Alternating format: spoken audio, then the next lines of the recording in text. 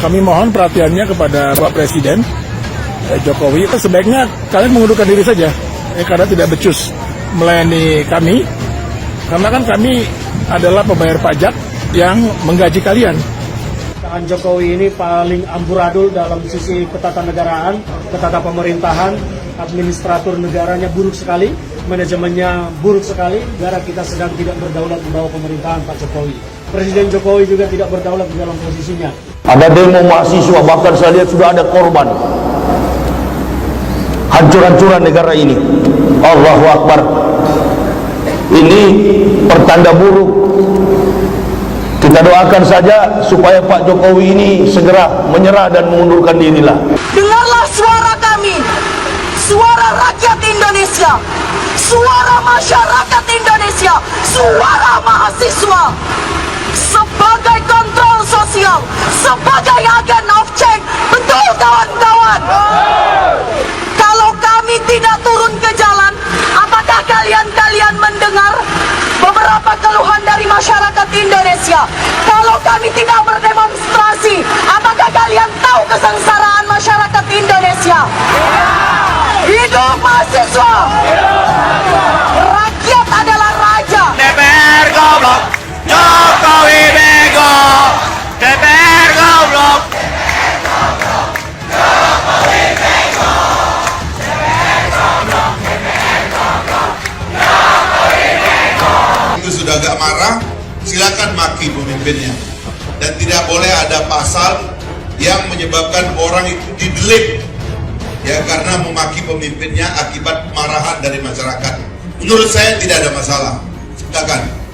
Karena itu saya ingin menjawab tuduhan orang seolah-olah di dalam undang-undang DPR itu ada pasal yang bisa mendelik masyarakat. Kalau mengkritik DPR itu tidak ada, itu bohong itu.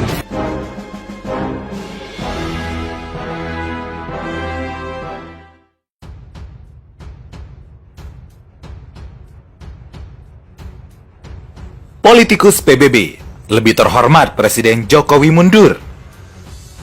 Politikus Partai Bulan Bintang, MS Kaban menyarankan Presiden Joko Widodo mundur dari jabatannya karena tidak mampu memimpin bangsa Indonesia.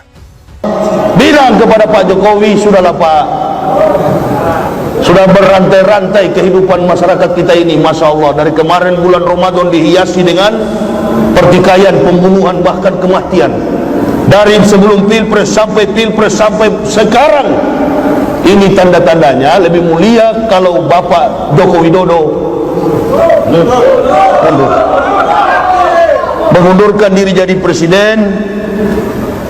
Entah siapa penggantinya. Paling bagus juga kalau Pak Maruf bisa duduk sebagai presiden. Yang kita tidak terima kemarin kan beliau wakil. Jadi ada apa ini? Persoalannya adalah kritikan para da'i, kritikan para mubalik. Allah Subhanahu wa ta'ala sudah mengatakan bahwa orang zalim temannya zalim. Wa gazalika nuwali ba'da zalimin ba'da bimakanu yaksibun. Kata Allah, sesungguhnya kami jadikan orang zalim berteman dengan orang zalim ba'dam bimakanu yaksibun, supaya mereka melakukan apa yang mereka pikirkan. Jadi orang zalim itu mereka bersepakat, mereka sama-sama berteman, cocok mereka, dan melakukan apa yang mereka kehendaki. Cara paling terhormat kalau presiden nggak mau di-impeach pada masa jabatannya cukup mengatakan, dengan ini saya nyatakan berhenti sebagai Presiden RI, kata MS Kaban di akun Twitternya @HMSKaban. Menurut MS Kaban, jika Jokowi mundur dari presiden, Kiai Haji Ma'ruf Amin yang menggantikan sebagai kepala pemerintahan. Lantik Wapres di depan Ketua Mahkamah Agung, jelasnya. Kata MS Kaban, Jenderal Besar Soeharto telah memberikan contoh yang baik dengan menyatakan mundur dari presiden. Almarhum Jenderal Besar Soeharto telah beri contoh elegan, damai, terhormat, konstitusional, ungkapnya.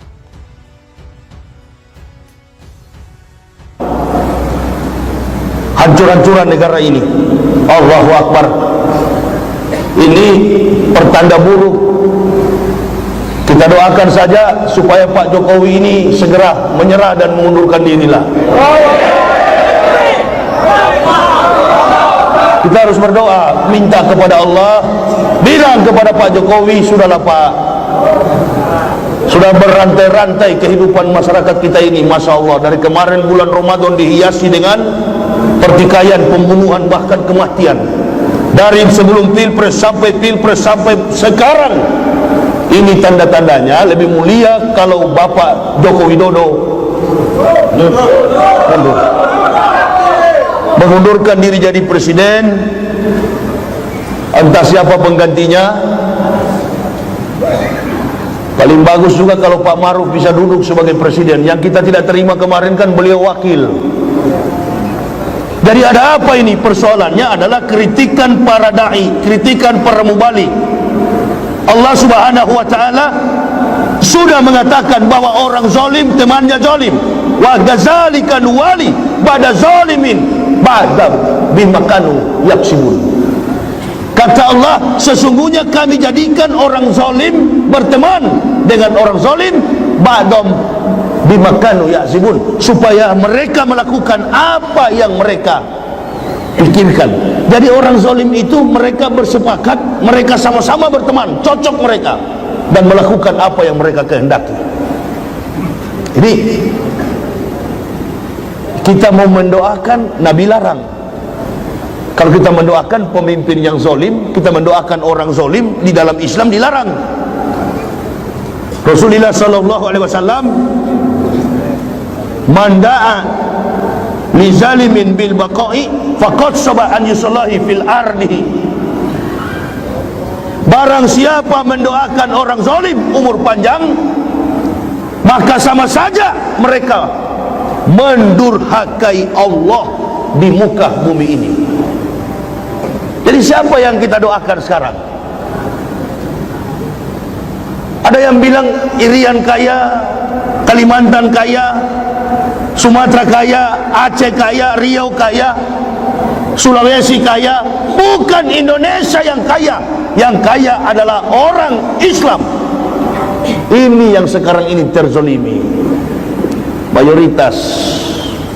Makanya mahasiswa kemarin mereka melakukan nyanyian demo itu, Assalamualaikum, Waalaikumsalam.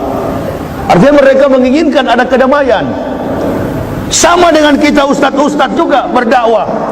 Yang kita inginkan adalah kedamaian. Negara Indonesia ini menjadi negara yang baldatun toibatun warabbun ghafur. Itu bukan anti Pancasila. Orang-orang yang anti Pancasila itu menginginkan supaya ada korban, dan korban lagi.